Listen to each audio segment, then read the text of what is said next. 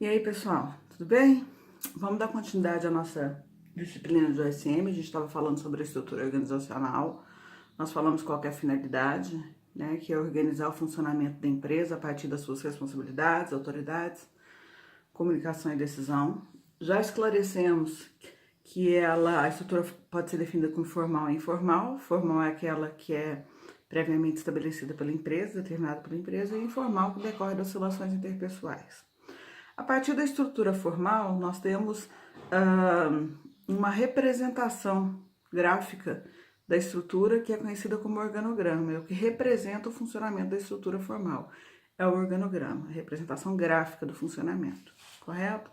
Para se chegar no desenho do organograma, hoje nós vamos conhecer um pouco mais sobre os elementos que compõem a estrutura organizacional, que são os sistemas de responsabilidade, de autoridade, de comunicação e decisão. Na aula de hoje a gente vai falar sobre o sistema de responsabilidade, o que é o sistema de responsabilidade e como que ele contribui para a construção do organograma, que é a representação, né, gráfica e formal da estrutura organizacional. Então, o sistema de responsabilidade diz respeito ao quê? Ao que é dever do colaborador para a empresa, ou seja, o que é a responsabilidade dele, o que é a obrigação que ele tem, qual que é o dever que ele tem com a empresa. Então, está relacionado às suas funções, ao seu cargo, às suas tarefas, aquilo que ele desempenha no dia a dia da organização. Isso é a sua responsabilidade. Um elemento que ele é considerado o elemento principal para a gente conseguir compreender o funcionamento do sistema de responsabilidade de uma organização é conhecido como departamentalização. A departamentalização é a forma de agrupar, de organizar o trabalho, a distribuição do trabalho, o agrupamento do trabalho dentro da organização. Porque essa organização ela pode ser feita de acordo com os cargos, com as funções, mas ela pode ser feita de acordo com a localização, se a empresa tiver mais de uma unidade. Ela pode ser feita de acordo com os processos de trabalho, se a empresa possui uma linha de produção, de acordo com os produtos que ela vende. Ou seja, há diversas formas de organizar o trabalho de uma empresa. E a departamentalização ela existe para isso, para organizar esse trabalho. Então, existem alguns tipos de departamentalização. Nós temos a departamentalização funcional, a territorial, por produto ou serviço, a departamentalização por processo, a departamentalização mista, que é aquela que, quando a gente tem mais de um tipo de departamentalização ocorrendo simultaneamente, então a gente tem a mista. Então a gente tem por função, por produto ou serviço, por tipo de cliente, por processo, por quantidade e a mista. São 6 as principais. Se vocês procurarem livros, vocês vão encontrar outros tipos, mas essas são as principais, as básicas para a gente compreender a estrutura organizacional, ou seja, iniciar a representação gráfica por meio do organograma, certo? Então, eu fiz um esqueminha aqui para poder facilitar a compreensão de vocês e explicar todos os tipos de departamentalização, tá? Então, eu vou explicar por esses desenhos que fica mais fácil. Vamos lá. Vamos começar pela departamentalização funcional. O que é a departamentalização funcional? É quando a empresa ela é organizada, ela é distribuída, o seu trabalho é distribuído considerando somente as funções, tá? Então, vamos considerar que seja uma empresa comercial. A gente tem um diretor, que normalmente é o proprietário, tem 2 gerentes, um administrativo e um comercial.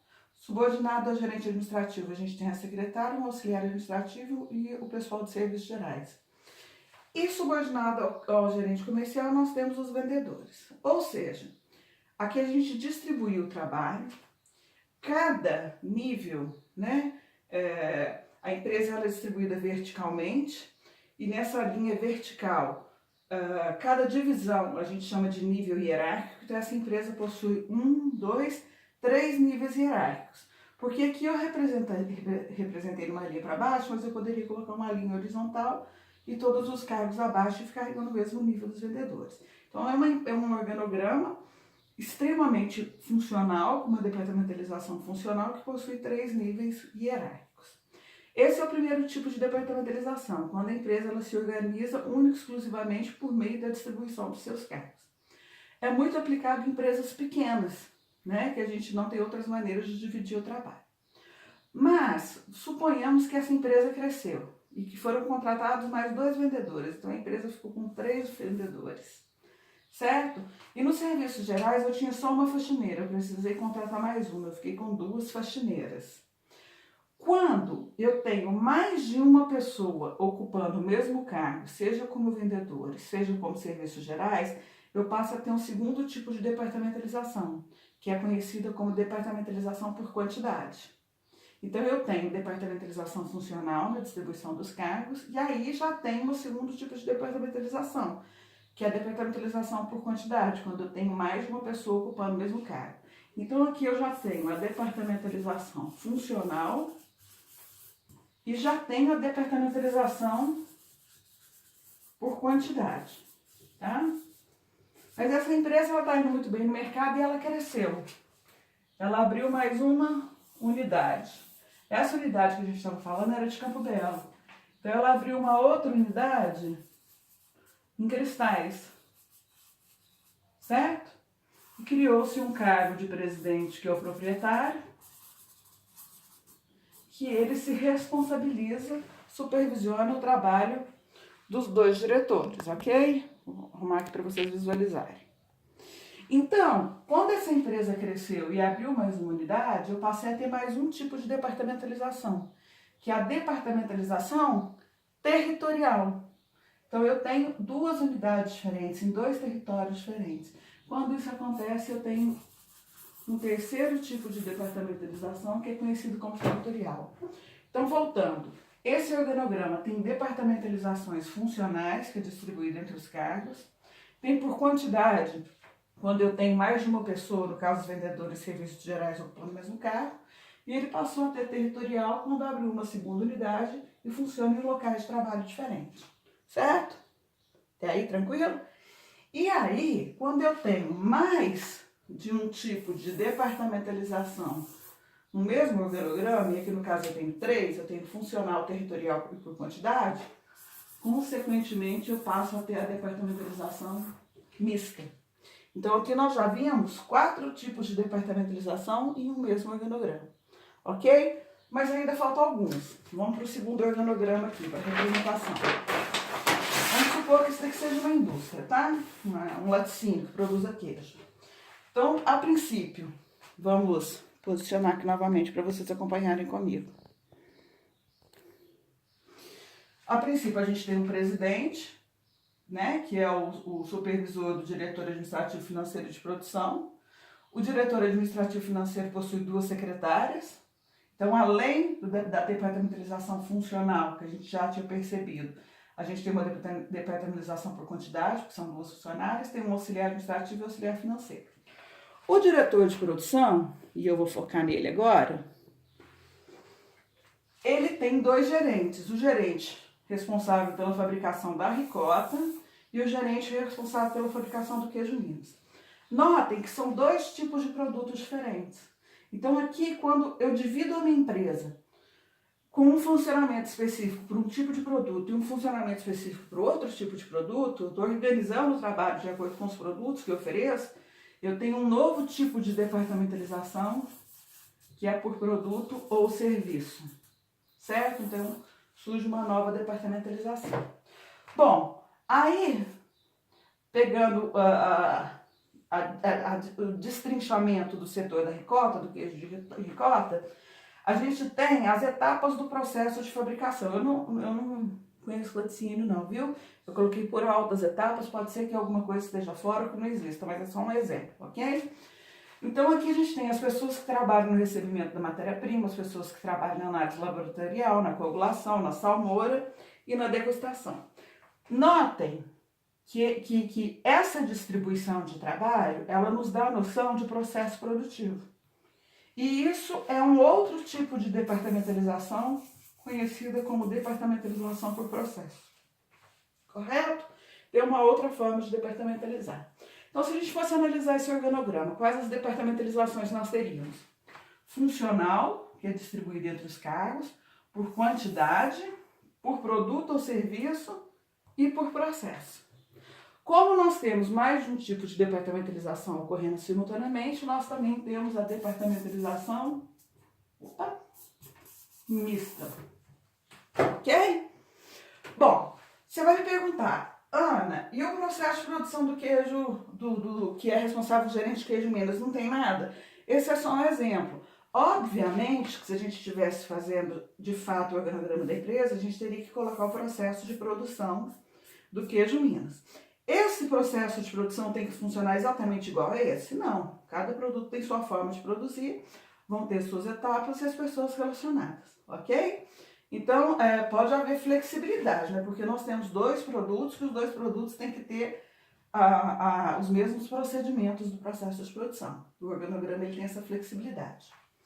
Mas ainda falta a gente conhecer a departamentalização do cliente. Então, eu imaginei que isso aqui fosse também uma loja comercial, que vende roupas e sapatos, ok? E aí nós temos no topo do organograma a figura do diretor. O diretor tem 2 gerentes, o administrativo e o comercial. O administrativo tem uma secretária, o auxiliar administrativo e 2 serviços gerais. Então, além do funcional, que é a divisão por cargos, a gente já tem uma por quantidade.